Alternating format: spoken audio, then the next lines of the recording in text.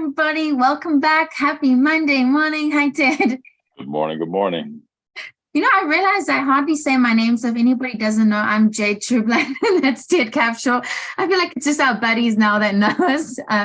But speaking of details like that, very often, Ted, people are going to be working on projects with very many details, right? And I think that there are details that are spoken, and then I think that there are details that are unspoken. And I didn't even plan on asking you this way, but how do you get on the same page with a client to make sure that all all details or all project goals are specific and are known, and we're on the set, we're not interpreting things different? How do you approach that? I temper my excitement.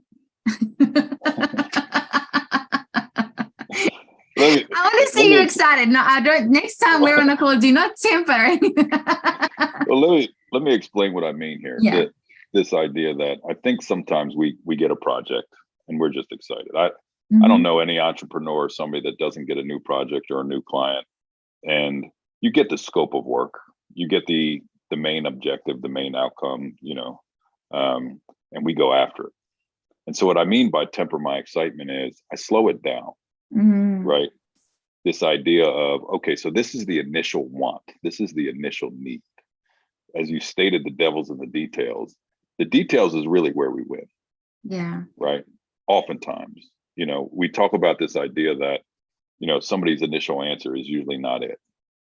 Right? Or if you've ever heard the statement like, and we've talked about this last year on here, anger is a secondary emotion. Why do they say anger is a secondary emotion? Because there's a true emotion underneath of it. It's the same thing about details. The initial outcome, they want to redo their website, right? Well, now you got to peel back and get to the exact pain points that they had, the details of what exactly they're trying to accomplish or whatever. But oftentimes we just go, hey, I have a project to redo the website. And they just get on their website and they start making all these changes. No, you missed it.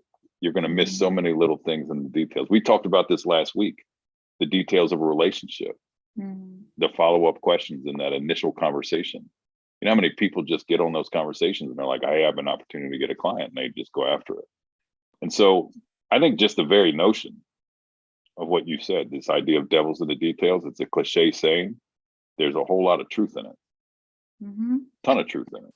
And I think there's also an opportunity for more work in it. It's not that you should be asking questions for that purpose, but say they are wanting their website redone and then you just do that, but the website is not actually the problem, right? Then you're just putting a Band-Aid on, like, is it their lead generation? Is it something else that is getting people to the site or not getting people? Like, what does my website is not working mean, right? And then you might be able to work on either a different project or uncover something or have this multi-layered. And then as well, like we mentioned last week, this also helps with building trust because you're going to get to the actual problem and solve the actual problem, and not just take whatever they're saying at surface level. I love it. You're nailing it. I mean, and what you're saying supports what I put out last week about becoming a business partner. A business partner is not just somebody that takes the project on, I'm going to redo your website. A business partner gets to know all the details of the business and where they can help fill the gaps. Yeah. And to your point, the details is where you get the real relationship and the depth of work, which means higher paying clients. They're not just doing these one-off, $1,500 project with you. You actually, you have a chance to get on a retainer with them because you're offering value in this detail, in this detail, in this detail. And so you nailed it right there. It is a way to grow your business.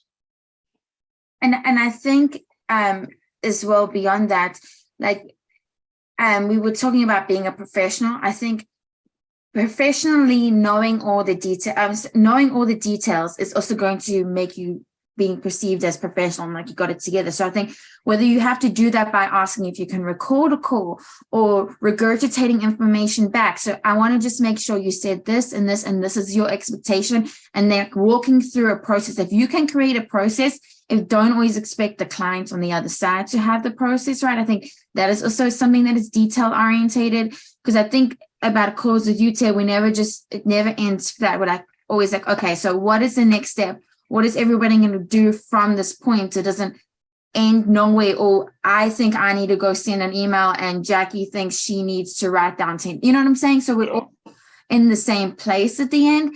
And I think sometimes people are too nervous and it seems like I got it. You know what I mean? I can't now make them think like I wasn't listening or that I didn't listen. I will always be that person when I'm like, hang on, just want to make sure, is this and this and this the things you intended? And this is what you wanted me to do first. And otherwise. But you want to seem like you have it all together, like you said. So maybe I shouldn't have said temper the excitement, temper your emotion, whether it's excitement, nervousness, whatever, just this idea of slowing down. It's interesting because we could probably play out this whole idea of attention in the details or pay attention to the details in so many different aspects. But I think just everybody slow down, pay attention to the details.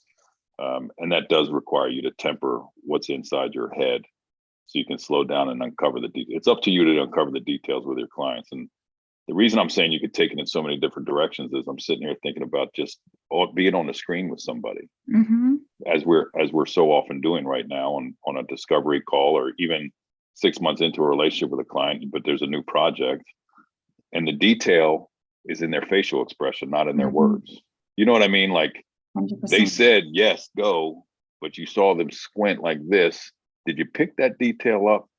Because there's your real answer. Like, did you pick up the tone of voice, the detail in the voice? Did you pick up all these things? Are you in the room? Do you pick up on the energy?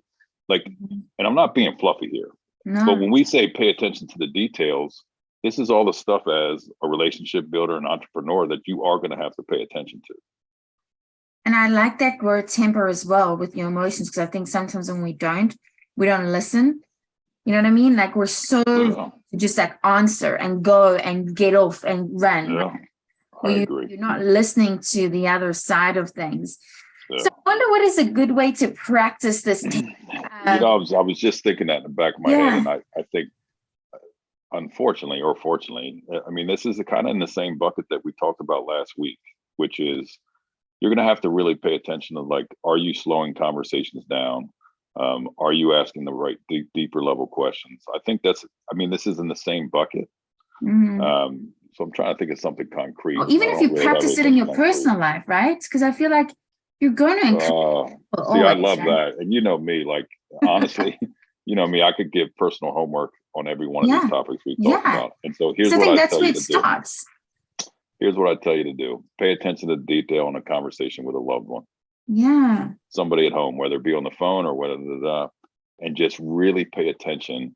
And I bet you will pick on something that you don't normally. You know, how was your day, honey? That was good. No, you got to get down there. I mean, I struggle with Jade with my 8 and 9-year-old.